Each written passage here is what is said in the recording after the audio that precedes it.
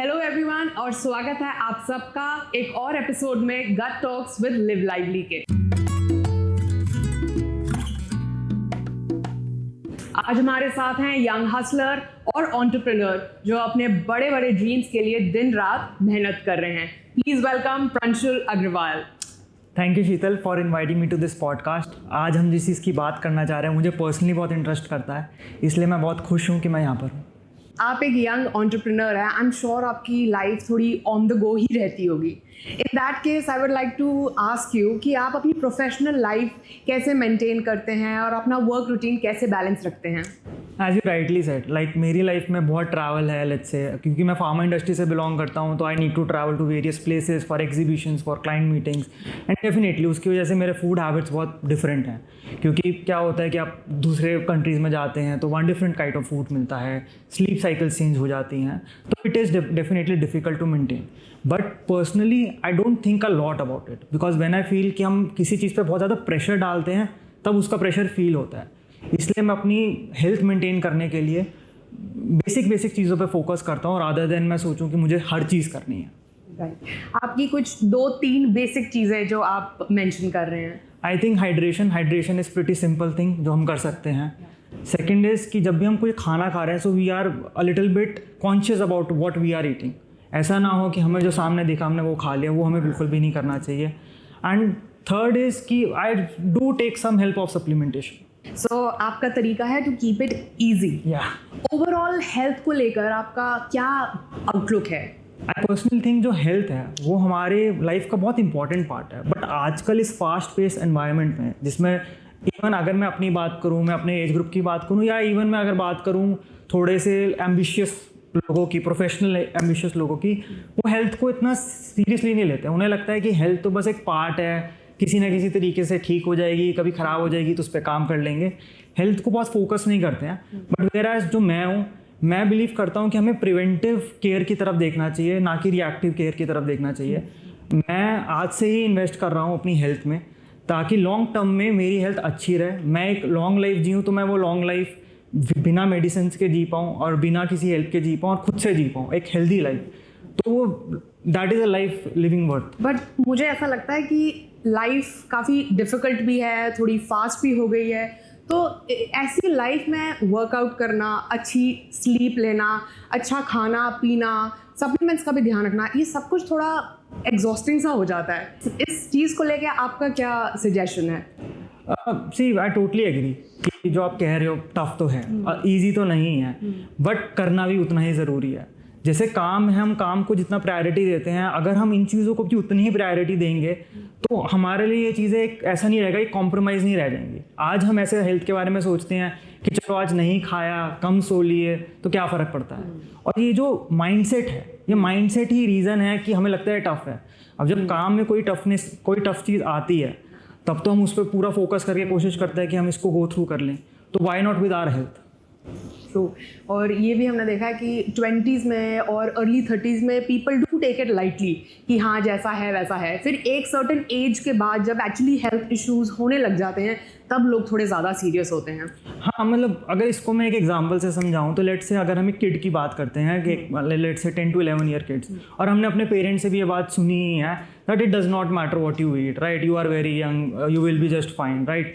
But I think that is a mistake to be honest. क्योंकि हमने एक mindset पहले से बिल्ड कर दिया कि यंग एज के अंदर तो फ़र्क नहीं पड़ता, जो मर्जी कर लो, बाद में अपना ध्यान रख लेना। उस वजह से over a period of life time जो हमने स्टार्टिंग में अपनी हैबिट्स बना ली वो हमें लाइफ लॉन्ग इश्यूज़ क्रिएट करते हैं। तो आई थिंक ये जो आपने अभी बात रखी है वो हम इस एग्जाम्पल से काफ़ी ईजिली समझ सकते हैं कि it is a mindset thing.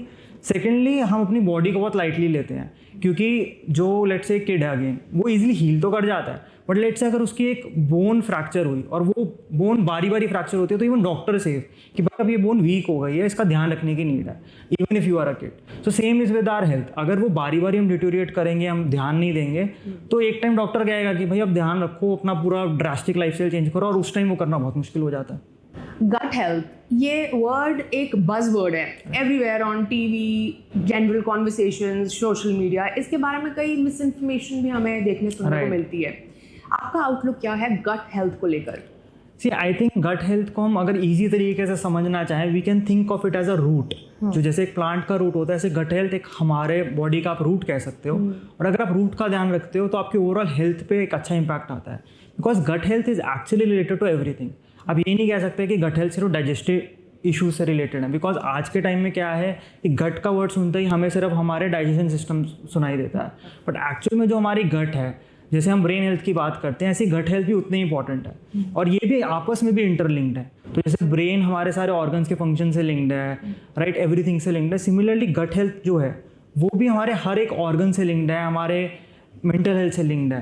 तो इसलिए गट हेल्थ बहुत इंपॉर्टेंट है मेंटेन करनी, and it is pretty simple to maintain अगर हम कुछ बेसिक चीज़ें फॉलो करें तो।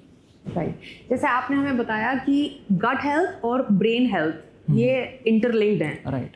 How do you say that, मतलब how are they interlinked? See again examples, basic examples, right. So what happens, let's say कि आपको किसी इवेंट के लिए जाना है बट यू फील कि आपको एसिडिटी हो रही है, राइट। सो व्हाट हैपन्स, आपके पूरा के पूरे मूड में वो चीज़ रिफ्लेक्ट करती है। सिमिलरली मेंटल हेल्थ के साथ भी क्या होता है, मेंटल हेल्थ के साथ भी अगर आपको लग रहा है कि आज ड्यू टू सम रीज़न आप इमोशनली थोड़ा क्या कहते हैं सैड फील कर रहे हैं, तो a person can easily tell कि आपको आज तो कुछ रॉन्ग है, बेसिकली आप वैसा नहीं हो जैसा आप यूजुअली रहते हो, राइट। तो जैसे गट हेल्थ और ब्रेन हेल्थ कैसे अब लिंक्ड है, क्योंकि जैसे जिस बंदे को लेट्स से डाइजेस्टिव इश्यूज़ हैं, तो क्या होगा कि उसमें वो क्रैंकीनेस आ जाएगी। वो क्रैंकीनेस की वजह से क्या होगा कि उसको ओवरऑल आपको जब आप उससे इंटरैक्ट करोगे तो आपको फील होगा कि वो बंदा he is not himself basically, right. तो ये ऐसे रिलेटेड है, मूड खराब रहता है, मूड खराब रहता है, राइट। बट ये एक बहुत छोटा एग्जांपल है, राइट। अगर हम इसको बहुत मॉलिक्यूलर लेवल पे या साइंस लेवल पे देखेंगे तो वी विल सी कि गट हेल्थ का जो ब्रेन पे इम्पैक्ट है वो एक बहुत लार्जर स्केल पे है। और इसका ईटिंग हैबिट से काफ़ी लेना देना है, क्योंकि मैंने पर्सनली ऑब्जर्व किया है कि जब भी हम बाहर का थोड़ा हैवी खाना खाते हैं, ऑयली सॉल्टी, तो हमारा गट हेल्थ थोड़ा ख़राब होता है, acidity and bloating, and then उसके बाद थोड़ी सी माइंड में इरिटेशन, मूड ऑफ होना, that generally happens. आप एकदम सही कह रहे हैं। तो बेसिकली वही है, क्योंकि आप समझो कि बॉडी एक ऐसा नहीं है कि गट हेल्थ अलग है, मेंटल हेल्थ अलग है, एक्चुअल में तो सब कुछ ही रिलेटेड है। अगर आपके किसी छोटे से ऑर्गन में भी इशू होगा तो वो आपकी पूरी बॉडी पे इम्पैक्ट करेगा। और गट तो आपका एक प्राइमरी प्रोसेसर है, अगर ब्रेन एक फर्स्ट प्राइमरी प्रोसेसर है तो गट एक सेकंड प्राइमरी प्रोसेसर है। तो अगर इसमें कोई इशू होगा तो डेफिनेटली आपकी पूरी बॉडी में वो इम्पैक्ट आपको दिखेगा। Talking about the younger generation, the youth, we follow a thing like you live only once, you should do what your heart says. तो अगर हम इतनी restrictions early age में डालने लग जाएंगे कि ये नहीं खाना, ऐसे नहीं करना, और this don't and this do, तो काफ़ी restricted सी life feel होती है. What do you say on this? See I agree, right. Like restrictions किसी को भी नहीं पसंद, राइट। एंड अगेन इधर वो माइंडसेट वाली चीज़ आ जाती है कि व्हाट इज़ योर माइंडसेट। अगर आप इसको एक रिस्ट्रिक्टिव तरीके से सोचोगे कि इसकी वजह से आपको लिमिट किया जा रहा है, तो आपको लगेगा कि आप कुछ भी नहीं कर पा रहे हो। नो वन इज सेइंग कि आप बिल्कुल भी मत करो ये चीज़ें, but everything in moderation is good. You should see कि आपको क्या इम्पैक्ट कर रहा है। इफ लेट्स से लोगों को एलर्जीज होती हैं, किसी को ग्लूटेन से भी एलर्जी होती है, तो ही कैन नॉट ईट रोटी, जो इंडियन डाइट का एक बहुत मेन पार्ट है, राइट। तो तब वो ये तो नहीं कहता मैं रोटी नहीं खा पा रहा, इसकी वजह से अब मैं कैसे जीऊँगा, राइट। इट इज़ समथिंग कि उनकी बॉडी के हिसाब से वो अडेप्ट करते हैं। तो बॉडी के हिसाब से अडेप्ट करना, आपको देखना आपके लिए क्या वर्क कर रहा है, that is very important. Same is with gut health, you need to see कि what works for your gut, what does not work for your gut, and अगर कोई चीज़ आपको नेगेटिव इंपैक्ट दे रही है, then you definitely need to taper it down. So it is not a restriction but a need. मतलब थोड़ा सा बैलेंस करके ही हमें चलना चाहिए। कहते हैं हमारा मूड, स्ट्रेस हैंडल करने की एबिलिटी, फोकस, मेमोरी, इम्यूनिटी, सब कुछ कनेक्टेड होता है गट हेल्थ से। What is your take on this? See personally what I saw, like because मैंने अपनी गट हेल्थ पे जब फोकस करना शुरू किया तो I saw some changes, right. Previously when I was a kid I used to play lawn tennis, right, and तब मैं sports खेलता था regularly, I was pretty fit I would say, but when I came into this working environment, right, routine पूरा ख़राब हो गया, right, and I'm eating anything and I gained weight as well, so I saw pretty bad changes, like मेरी sleep अच्छी नहीं हो रही है, या फिर let's say कि मैं usually जितना let's say happy रहता हूँ वो मैं उतना हैप्पी फील नहीं कर रहा हूँ, राइट। आई एम थिंकिंग कि सब कुछ तो गड़बड़ है, like something is missing, something is a bit of, right. तो जब मैंने अपनी गट हेल्थ पे ध्यान देना शुरू किया, देन आई फाइनली रियलाइज्ड कि गट हेल्थ की वजह से ये सब चीज़ें भी हो रही थी। It was playing a factor, because क्या हो रहा है, लेट्स से कि अब मेरी गट हेल्थ ख़राब है, आई नीड टू ट्रैवल। अब मेरा ध्यान हमेशा उस गट हेल्थ में घुसा हुआ है कि वॉशरूम में भी, कि लाइक अब पता नहीं मैं फ्लाइट में जाऊँगा, you know that could be an potential issue. या फिर मैं सोच रहा हूँ कि खाने को क्या मिलेगा, क्योंकि अगर मैं ये खा लूँगा तो हो सकता है कि कुछ तो गड़बड़ हो जाएगी, ठीक है ना, मुझे ढंग से नींद नहीं आएगी, मुझे काम करना है, कैफीन चाहिए, बट कैफीन मुझे पता है अगर मैं रात को लेट लूँगा तो मुझे नींद नहीं आएगी। तो मैं ये सारी चीज़ें सोच रहा हूँ, मेरा ध्यान इसमें लग गया और मैं काम से भटक गया, तो मेरा फोकस चेंज हो गया। तो मैंने ये देखा कि जब मैंने ओवरऑल गट हेल्थ पे काम किया, राइट, कि जब मैं वो चीज़ें मेंटेन कर पा रहा हूँ, तो मेरे ये ट्रैवल शेड्यूल्स हो गए, सारी चीज़ हो गई, तो इनमें मेरा फोकस उन्हीं चीज़ों पे रहा रादर देन माई गट या फिर माई डाइजेस्टिव हेल्थ या जो भी चीज़ों की वजह से मेरी गट हेल्थ ख़राब हो रही थी, मेरा फोकस उनसे चेंज हो गया। बिकॉज नाउ आई न्यू कि ठीक है, ये चीज़ें मुझे इशू नहीं देंगी। प्रांशुल, आपने शुरू में हमें गोल्डन रूल के बारे में बताया था, अपने गोल्डन रूल के बारे में, that prevention is the real care, right. So इसके बारे में हमें थोड़ा और बताइए। सी, अभी आपको पता है कि आज के टाइम में youngsters like me are investing in the market, right. आप थोड़ा सा इसको उस सेंस में सोच सकते हैं कि आप आज ही SIP कर रहे हैं जिसके रिटर्न्स आपको पोटेंशियली फ्यूचर में दिखेंगे, राइट। आपको इन्वेस्टेड रहना पड़ेगा। आप ये नहीं कह सकते कि मैंने 2 दिन किया, 2 दिन के अंदर मुझे इफेक्ट नहीं दिखा तो मतलब काम नहीं कर रहा है, राइट। अप्स एंड डाउन्स भी आएंगे। आप अपनी गट हेल्थ का ध्यान दोगे तो किसी किसी दिन आपको लगेगा यार मैं इतना कुछ कर रहा हूँ फिर भी मेरी गट हेल्थ में भी नहीं ठीक हो रही है, and that is normal, that is life basically. Because again कई बार मेरे साथ भी होता है, आज मैं चाहे कॉन्शियसली अपनी गट हेल्थ का ध्यान दे रहा हूँ, राइट, बट मेरे साथ भी होता है कि कभी कभी आई फील कि even though I am doing all these things, I am still suffering from certain things जो मुझे नहीं होना चाहिए, right. But still I am not giving up. कि एक दिन बुरा हुआ इसका मतलब ये नहीं है कि मैं 100 दिन बुरे करूँ, राइट। आई कम बैक। तो इसलिए वो प्रिवेंशन वाली चीज़ वहीं से आती है कि आई एम नॉट थिंकिंग कि जब जब होगा तब उसको मैनेज कर लेंगे। एंड मैक्सिमम लोग इसी माइंडसेट से सोचते हैं कि करके देख लेते हैं क्या ही होगा, 10 साल बाद इशू आएगा, 10 साल बाद तब मेडिकल साइंस इतनी आगे बढ़ जाएगी कि वो संभाल लेंगे। But that is not the right approach, क्योंकि जिन लोगों को इशू है ना आज, अगर आप उनसे इंटरेक्ट करोगे तो यू विल फील कि कितनी नीड है अपने आप पे ध्यान देने की, अपनी गट हेल्थ पे ध्यान देने की। Because the person who is suffering so much कि वो आज विश कर रहे हैं, दे हैव दैट रिग्रेट कि उन्होंने पहले क्यों नहीं ध्यान दिया। कोई एज होता है प्रांशुल कि यू स्टार्ट सफरिंग आफ्टर 30 और आफ्टर 40, या ये कभी भी हो सकता है गट हेल्थ की जो भी इश्यूज होते हैं? ये कभी भी हो सकता है। See, I have what I see, like again I will give a personal example. So in my family, right, even if I talk about my grandparents और my father, so even me, when I was pretty young, I was playing tennis every day. I used to play for 4 hours. Still I used to suffer from acidity, to be honest, and I never saw the cues कि मुझे acidity क्यों हो रही है। क्यों? क्योंकि मैं बच्चा हूँ, क्या फ़र्क पड़ता है, कुछ भी खा लेता था। But that was something that was, you know, making me suffer, right? Or even at the age of 15-16 I am taking antacids, which is not right. And बस तब दिमाग में यही था कि चलो क्या कहते हैं, एज के साथ ठीक हो जाएगा, मे बी किसी डॉक्टर को दिखा लेंगे। And even my father use to suffer from all these things. But जब हम इस चीज़ के बारे में कॉन्शियस हुए तो even he is 50 today, but उनकी गट हेल्थ बेटर हुई है। सो आई सी कि अब वो इन चीज़ों से सफ़र नहीं कर रहे हैं। And I am 25, right, and I am now better than I was at 16। तो ऐसे कोई एज डिफाइंड नहीं है, ये किसी भी एज में किसी को भी हो सकता है। जेनेटिक रीजन से भी हो सकता है, जैसे एलर्जीज कई बार किसी जेनेटिक रीजन से भी होती हैं। तो we need to work on it today, right. जैसे हेयर फॉल की अगर हम बात करें, that is also somewhat related to your gut health, right. And किसी जेनेटिकली जिन लोगों को लेट से हेयर फॉल होता है तो जैसे कि इसका तो कुछ नहीं कर सकते, राइट। बट अगर हम एग्जाम्पल्स देखें तो अगर वो स्टार्टिंग से उस चीज़ का ध्यान रखते हैं फ्रॉम एन अर्ली एज, तो वो उनको फ्यूचर में जाके वो इश्यूज नहीं आते हैं, राइट। सो इसलिए कोई डिफाइंड एज तो नहीं है। It is more about again कि पर्सनली आपके लिए क्या वर्क कर रहा है, आपको वो देखने की नीड है। जैसे आपने बताया कि आप पहले टेनिस खेलते थे, आप अभी भी कोई स्पोर्ट्स खेलते हैं या exercise? Like I would say कि I play a lot of sports. Like मैं अपने फ्रेंड्स के साथ आज भी कभी भी क्रिकेट खेलने चला जाता हूँ। Tennis I still like to play, and I have seen कि गट हेल्थ इंप्रूव होने की वजह से आई फील कि मेरी परफॉर्मेंस और एटलीस्ट रिकवरी में बहुत बेनिफिट है। लाइक अगेन एक एग्जाम्पल अगर हम लें तो when I started gym, so I didn't do gym until I would like 22-23 years old, because मैं तब तक टेनिस खेलता था तो नीड नहीं लगी। Then when I started gym, my friend used to go to a gym a lot, उसके साथ मैं जाना शुरू किया। And after second third day he was like कि अब तो तेरे को पेन आएगा, मे बी अब तू शायद ब्रेक इसलिए लेगा कि तेरे को लग रहा है कि तू जिम कर रहा है। And I never did that, ठीक है ना। तो ही वाज लाइक भाई तू ऐसा क्या कर रहा है? तो आई वाज लाइक कि I am looking over my gut, मुझे लगता है कि उसकी वजह से मेरी रिकवरी फास्टर हो रही है, मे बी, ठीक है ना। तो इफ़ यू फील कि तुम्हारे टाइम ऐसा हुआ था कि मैं ब्रेक लेना पड़ा था 3 दिन जाने के बाद, मेरे साथ नहीं हुआ, because my recovery was, and I saw this example in a lot of things कि कई बार मैं टेनिस अगर मैं 10 दिन बाद भी खेलूँ तो मैं 3 घंटे भी खेल लूँगा, वेराज मेरा वही फ्रेंड नहीं खेल पाता may be. and that is due to, I personally feel that is due to the gut health. आपके हिसाब से मेडिसिन और supplements, how are they different from each other and what is your recommendation to our audience? See, अगर मैं अपनी बात करूँ, like I was talking about my professional life, right? So as I'm into pharmaceutical industry, so I know कि medicine का अपना role तो है, right? It is a, I would say कि it is a reactive cure, कि उसका अपना क्या रोल है कि जब आपको इशू आएगा तो इमरजेंसी में तो आपको वो एलोपैथिक मेडिसिन ही काम आएंगी. अगर कोई बंदा ऑपरेशन थिएटर्स में है तो उसको जो मेडिसिन लग रही है that is a need for him as well, right? But it is not something that you can live on.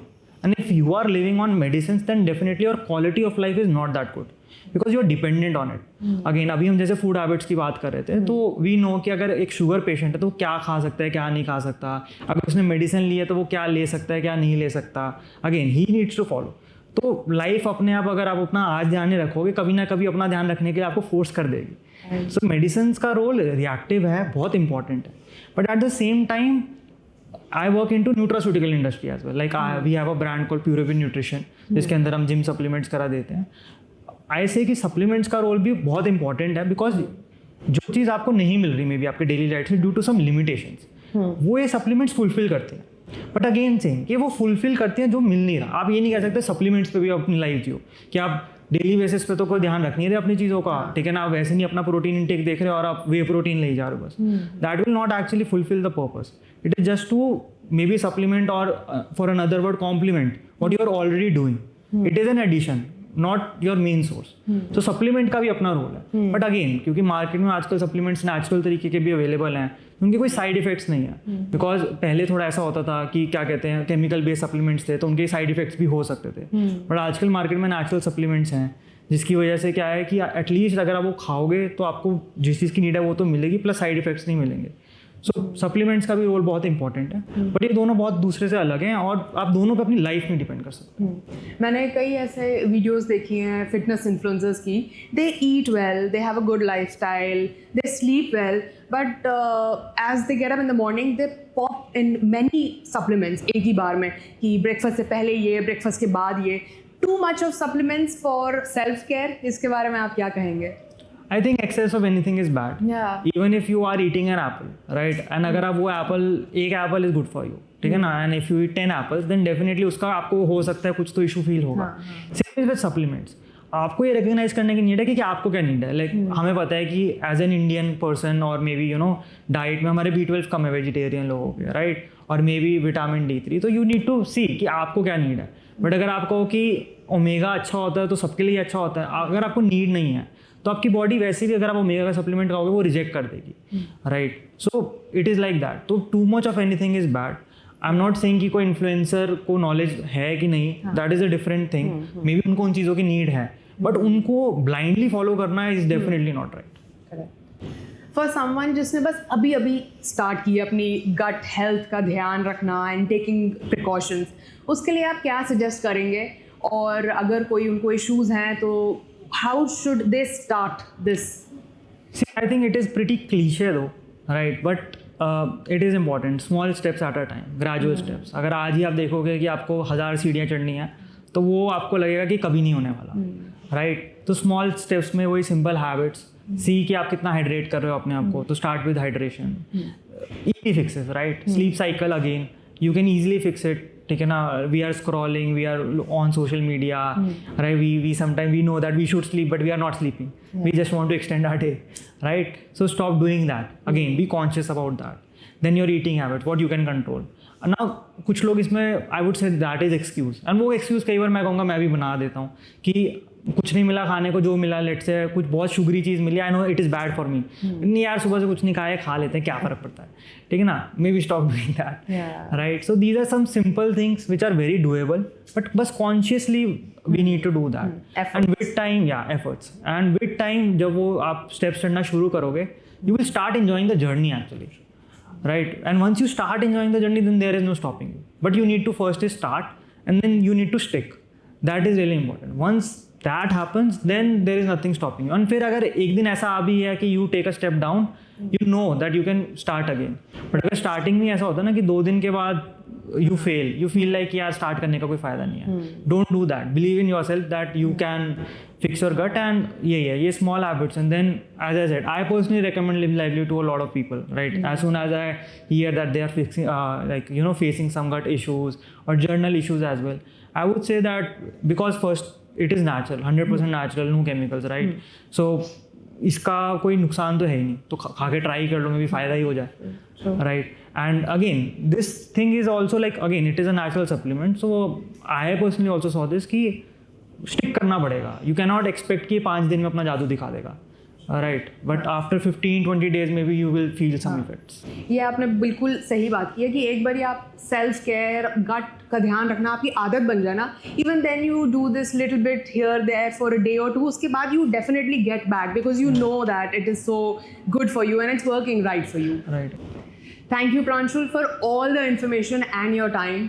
I am sure कि आप जैसे यंग हसलर्स गट हेल्थ को इतनी ही इम्पोर्टेंस दें और समझें जितना आप सही तरीके से समझते हैं. Thank you. And I also believe कि जो मैंने बात करी आज की, आज से स्टार्ट करना बहुत इंपॉर्टेंट है. वेट नहीं करना चाहिए हमें कि जब इशू आएगा तो हम उस इशू को एड्रेस करेंगे. रादर आज से वो प्रिवेंशन स्टार्ट करें तो लॉन्ग, आई वुड से कि सबको एक हेल्दी लॉन्ग लाइफ मिल सकती है. And it is pretty achievable. Do it today, tomorrow never comes. या.